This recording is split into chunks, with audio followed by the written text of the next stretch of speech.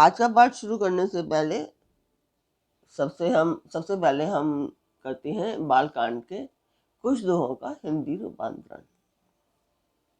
तो कल से आगे चलते हैं। पशु पक्षी देवता मनुष्य असुर समेत जितने श्री राम जी के चरणों के उपासक हैं, मैं उन सबके चरण कमलों की वंदना करता हूँ जो श्री राम जी के निष्काम सेवक हैं। शुक्रदेव जी, सनकादि, नारद मुनि आदि जितने भक्त और परम ज्ञानी श्रेष्ठ मुनि हैं, मैं धरती पर सिर टेक कर उन सभी को प्रणाम करता हूँ। हे मुनीश्वरों, आप सब मुझको अपना दास जानकर कृपा कीजिए। राजा जनक की पुत्री, जगत की माता और करुणा निधान श्री रामचंद्र जी की प्रियतमा श्री जानकी जी के दोनों चरण कमलों को मैं मनाता हूँ, जिनकी कृपा से निर्मल बुद्धि पाऊं।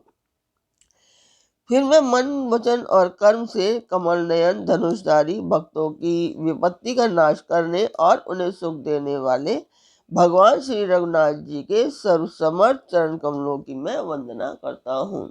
जो वाणी और उसके अर्थ तथा जल और जल की तरह के समान कहने में अलग अलग है, परंतु वास्तव में अभिन्न है, और श्री सीताराम जी के चरणों की मैं वंदना करता हूँ, जिन्हें दीन दुखी बहुत ही प्रिय हैं।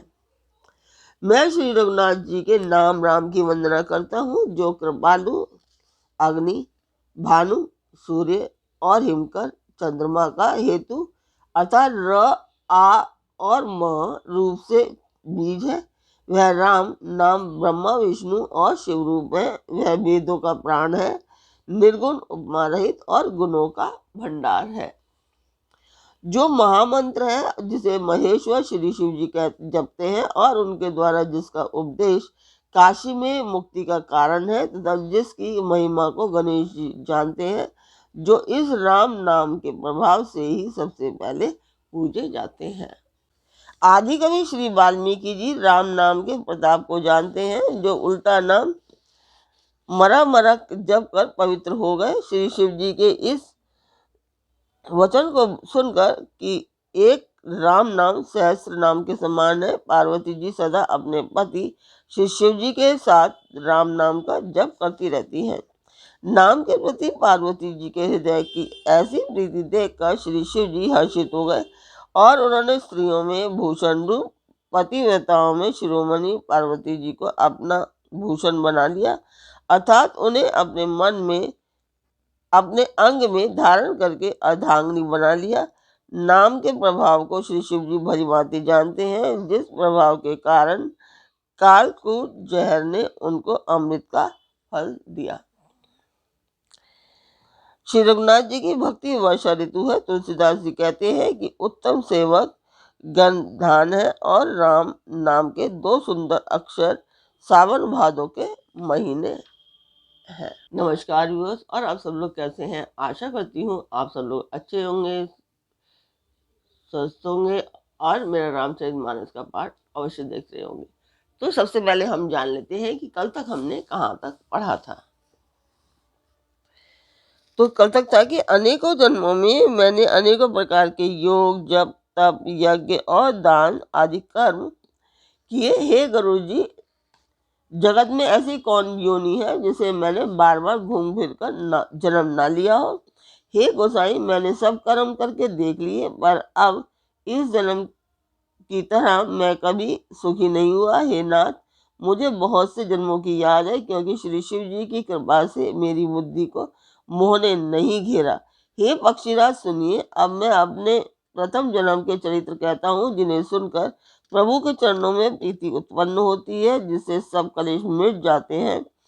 हे प्रभु, पूर्व के एक कल्प में पापों का मूल योग कलयुग था, जिसमें पुरुष और स्त्री सभी अर्थपरायण, अधर्म परायण और वेदों के विरोधी थे। उस कलयुग में मैं अयोध्यापुरी में जाकर शूद्र का शरीर पाकर जन्मा। मैं मन, वचन और कर्म से शिव जी का सेवक और दूसरे देवताओं की निंदा करने वाला अभिमानी था। मैं धन के मत से मतवाला, बहुत ही बकवादी और उग्र बुद्धि वाला था। मेरे हृदय में बड़ा भारी दंभ था। यद्यपि मैं श्री रघुनाथ जी की राजधानी में रहता था, तथापि मैंने उस समय उसकी महिमा कुछ भी नहीं जानी थी। अब मैंने अवध का प्रभाव जाना। वेद शास्त्र और पुराणों ने ऐसा गाया है कि किसी भी जन्म में जो कोई भी अयोध्या में बस जाता है वह अवश्य ही श्री राम जी के परायण हो जाएगा। तो कल तक यहाँ तक था।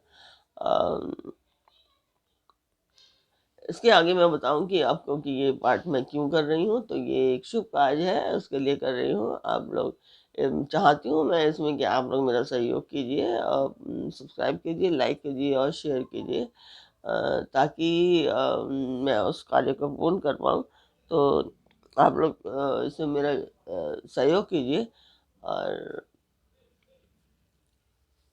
यही चाहती हूँ। और मुझे बताएं कि आपको मेरा पाठ कैसा लगता है।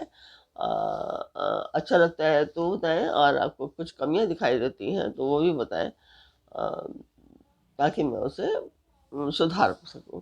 तो उस मंदिर की मैं वीडियो डालती हूँ जिस मंदिर का मैं वीडियो वर्णन कर रही हूँ। तो आप देखिए।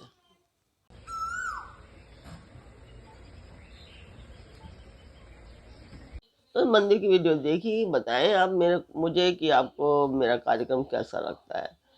तो शुरू करते हैं अब आज के पाठ।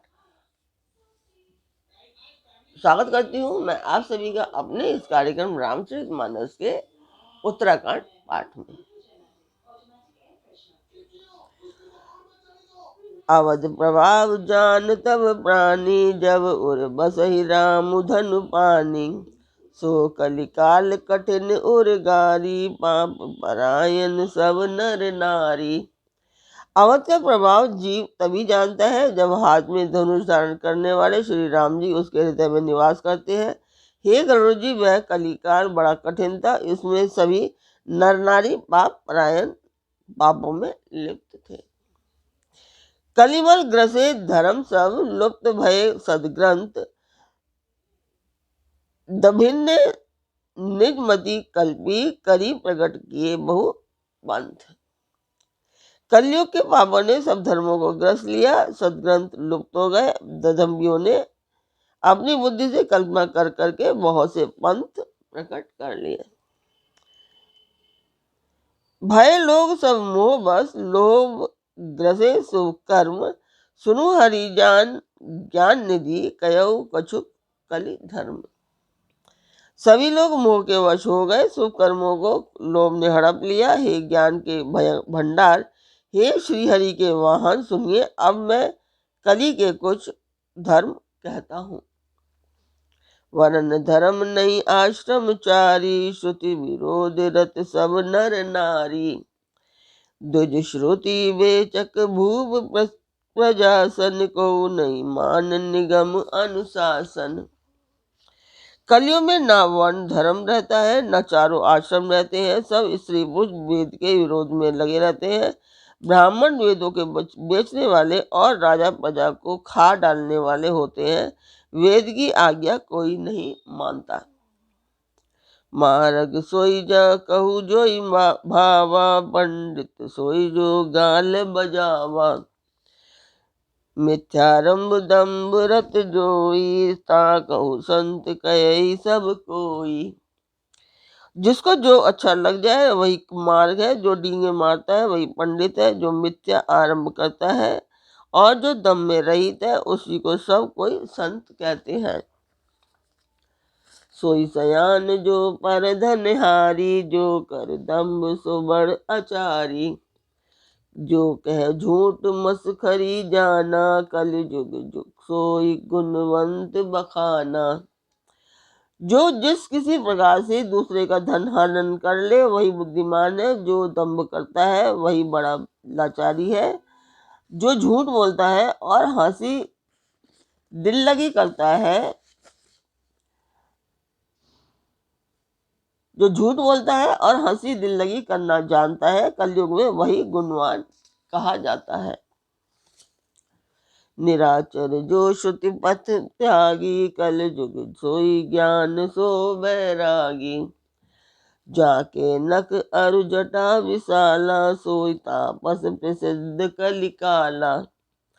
जो आचरणहीन है और वेद मार्ग को छोड़े हुए हैं, कलयुग में वही ज्ञानी और वही वैराग्यवान है। जिसके बड़े बड़े नख और बड़ी बड़ी जटाएं हैं, वही कलयुग में प्रसिद्ध तपस्वी है। असो वेद वेश भूषण धरे, भच्चा भच्च जे खाही, तेई जोगी तेई सिद्ध नर, पूज्य ते कलयुग माही। जो अमंगल वेश और अमंगल भूषण धारण करते हैं और भक्ष अभक्ष खाने योग्य और न खाने योग्य सब कुछ खा डाल देते हैं, वे ही योगी हैं, वे ही सिद्ध हैं और वे ही मनुष्य कलयुग में पूज्य हैं। जे अपकारी चार तिन्ह कर गौरव मान्य तेई, मन क्रम वचन लबार तेई, वक्ता कलिकाल महु। जिनके आचरण दूसरे के अपकार अहित करने वाले हैं, उन्हीं का बड़ा गौरव होता है और वे ही सम्मान के योग्य होते हैं। जो मन वचन और कर्म से लबार झूठ बकने वाले होते हैं, वे ही कलयुग में वक्ता माने जाते हैं। यही सच है और आजकल हमारी सरकार यही कर रही है। ना नारी विवश नर सकल गोसाई, ना चही नट मर कट की नाई, शूद्र दुर्जने उपदेश ही ज्ञाना, मेल जनेऊ लेहि कुदाना।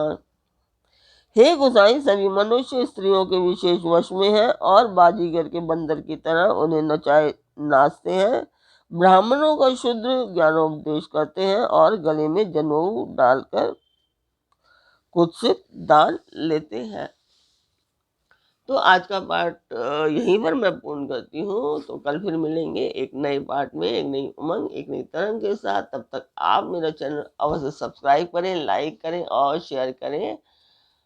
तो कल फिर मिलते हैं।